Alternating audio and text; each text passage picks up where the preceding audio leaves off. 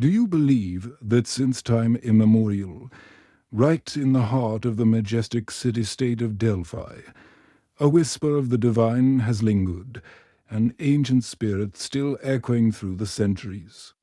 Close your eyes, breathe deeply, and imagine, beneath, the blazing sun of Mount Parnassus, moss-streaked stone slabs glint, morning mist clings to the roof of Apollo's temple.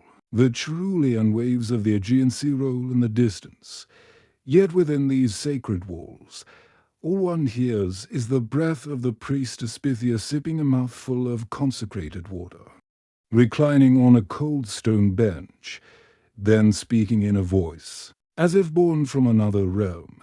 The journey to explore the oracle of Delphi, seat of ancient Greek divination, begins in that very moment.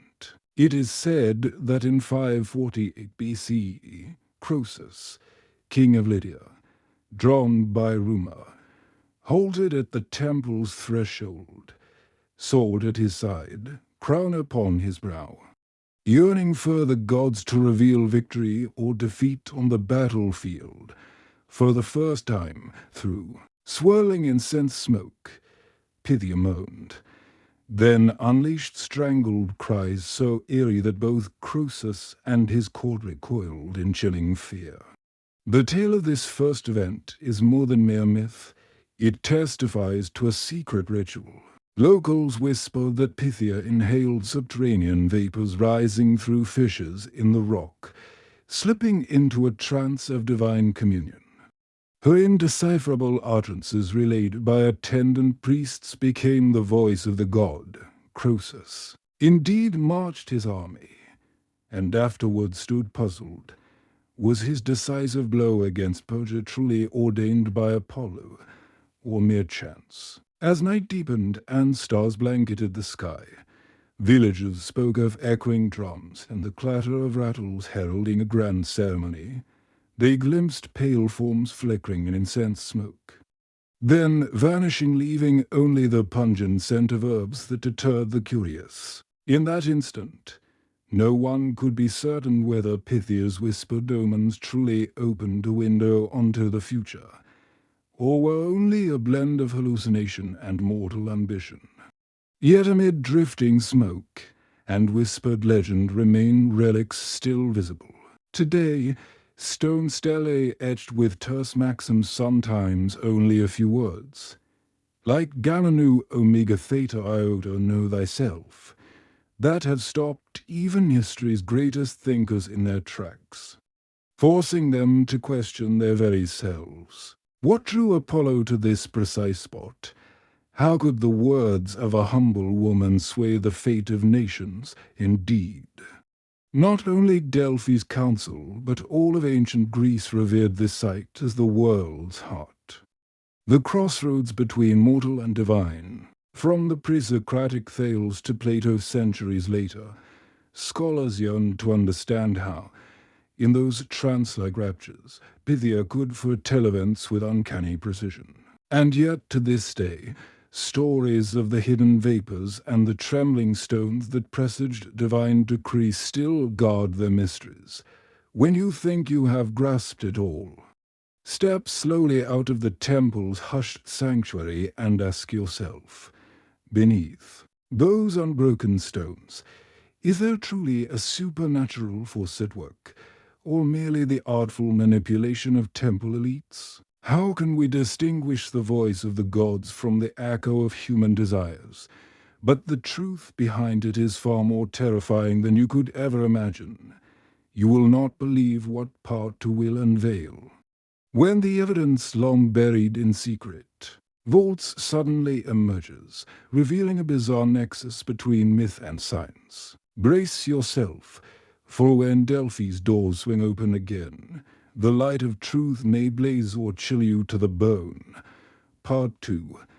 Horrifying Evidence Analysis. And hypothesis, it must be admitted that upon first stepping into the hidden cellar beneath the temple, many a researcher shuddered. Tradition speaks of an underground chamber where priests stored mysterious stone reliefs, said to be relics of Apollo himself. These were no ordinary carvings, but intricate bas-reliefs of winding symbols that gleamed under the faint glow of oil lamps. The first evidence was recorded in the late 19th century by French archaeologist Leon Diacles. He described these symbols do not belong to any known Greek alphabet. They twist like underground stream currents and faintly glow at the touch.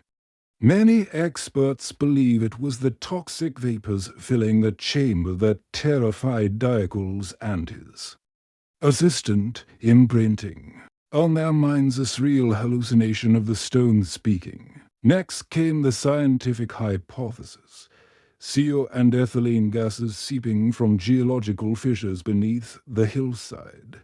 In 2001, geologist Hetfield measured gas levels at the hillside's base at 30 times normal. Concentration enough to induce delirium and visions of the supernatural. Pressure sensor readouts clearly correlated seismic activity with Pythia's prophetic utterances. Yet skeptics retort, if mere gases were responsible, how could so many prophecies hit the mark? Chronicles record Solon, one of Greece's 7 sages, visiting Delphi repeatedly and steadfastly believing in the oracle's authenticity. Solon is said to have remarked that many forecasts of disaster and war later proved accurate. So, what truly set these revelations apart? Ancient Greco-Roman eyewitness accounts deepen the mystery. Historian Plutarch tells of a team of mosaic craftsmen discovering a strange bronze disc embossed with winged Apollo and indecipherable inscriptions. When brought to Athens, the disc suddenly emitted zither-like tones, enchanting some who followed it back to the subterranean vault, never to emerge again. Meanwhile, secret Vatican archives hold a letter attributed to Father Antoine de Bourbon in the 17th century. He recounts accidentally touching a fragment of the inscribed stone, then flying backward off the altar, collapsing and babbling in an unknown tongue. After that incident, the Vatican sealed most related documents, leaving only cryptic notes, a power beyond this realm, capable of erasing one's very identity. In modern times, with 3D laser scanning technology, researchers finally reconstructed the entire chamber and its carved reliefs for the first time. The computer models flickered like a digital tomb, revealing hundreds of glyphs still undeciphered. Scholars hypothesize that these symbols represent not merely language, but a proto-mathematical code, a form of encrypted knowledge understood only by the divine. Then, in a startling report, Italian intelligence released covert footage of a special forces team seizing an odd object, a violet crystal sphere buried in the chamber's depths. The sphere pulsed with the holder's heartbeat, then shattered into tiny metallic fragments. The world gasped, and the question rose: what exactly was this sphere? Where had it come from? And just when you think part has exhausted its mysteries, that very moment when the sphere disintegrates, it becomes the catalyst for the journey ahead. In Part 3, we will explore the thing they found, the mysterious artifact buried beneath the temple, inscribed with symbols that could upend our understanding of human history. Stay tuned, for the truth behind it all may leave you breathless. Part 3, revealing the thing they found, analysis, and warning on their third descent into the subterranean vault. Experts no longer shivered at the echoing walls, but focused on the gift, or curse they called the thing they found. It was a spherical object, roughly 30 centimeters in diameter, its surface coated in a shimmering substance neither glass nor any known metal, smooth to the eye, yet under touch. It revealed countless fine grooves that seemed to close round each fingertip. Engineers from the Athens Materials Institute immediately began sample analysis. Their first result: the material did not match any element on the current periodic table and emitted low-level radiation enough to skew detection equipment. They named it Delphi compound. Within its core, chemists detected traces of sulfur and ammonia, but in ratios inverted from natural occurrence. The sphere's shape evoked the Titan's orb of myth. Its surface bore swirling striations reminiscent of the chamber's glyphs. Linguists concluded these were not letters but geometric symbols encoding information. Some experts likened them to a quadrilateral map pointing directly to Delphi summit. The aftermath of unearthing the thing they found grew serious rapidly. Within 3 days, the first survey team exhibited symptoms: dizziness, chronic insomnia, even whispered voices in their ears. Many believe the Delphi orb acts as a neural transmitter, directly interfacing with the brain. Warnings rose that further exposure could lead not merely to illness, but to possession, the memories of the dead invading the living. The horror deepened when French archaeology student Camille Leo vanished without a trace. In her final journal entry, she scrawled, "They told me not to listen, but I heard Apollo calling my name." A week later, police discovered her backpack at the vault's entrance beside shattered sphere fragments yet. Camille herself was gone, as if consumed by fire, leaving no trace of flesh. Local law speaks of the Pythia's curse, that anyone who dares unveil the vault's secrets must pay with their spirit, perhaps even their life. Many hold that with the Delphi compound, ancient priests crafted not only a hallucinogenic ritual, but a purely psychic machine. Psychic researchers claim to have glimpsed Pythia's spectre within the sphere, murmuring an incomprehensible tongue, an invitation to step through an invisible door. As the saga reaches its peak, Part 3 forces us to ask, is the thing they found truly a divine artifact, or a collective hallucination amplified across centuries?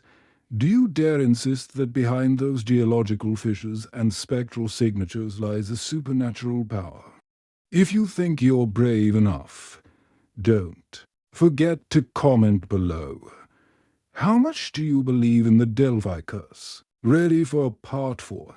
Because when we unveil the final inner evidence and hear experts' reactions, the story may pivot entirely from mythic legend to a future fraught with untold dangers.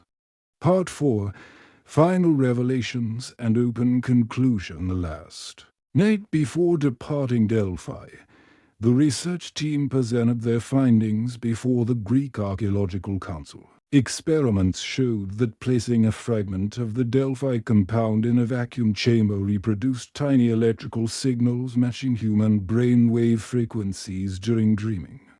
Many experts now believe the sphere functions as a neural wave generator, bridge between consciousness and the unconscious, between present and past.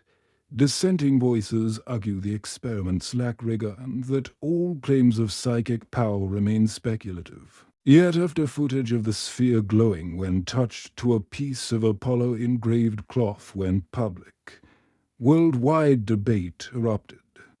Theologians hail it as proof of sacred energy perceptible only to the soul, defying any physical explanation. In terms of significance, if the Delphic sphere truly exists as a transmitter of psychic energy, its consequences would dwarf any modern scientific frontier. From harnessing prophecy to predict disasters, to using brainwaves to commune with history, or even opening channels to the departed, the future, by many accounts, could herald a collective consciousness age, where identity transcends the physical.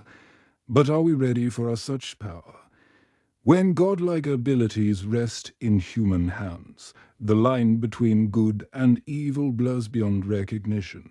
Could our curiosity and thirst for knowledge be the very key that unlocks Pandora's box solely for us to face consequences beyond imagination? So in this final moment, share your thoughts below. Do you believe the Delphi compound can reshape humanity's destiny? Would you step once more into the temple where Pythia's prophecies still linger? Don't forget to subscribe and hit the notification bell so you won't miss part 5 when the ultimate secret unfolds, and this story could truly change forever. We await your theories, your judgments, and even your fears.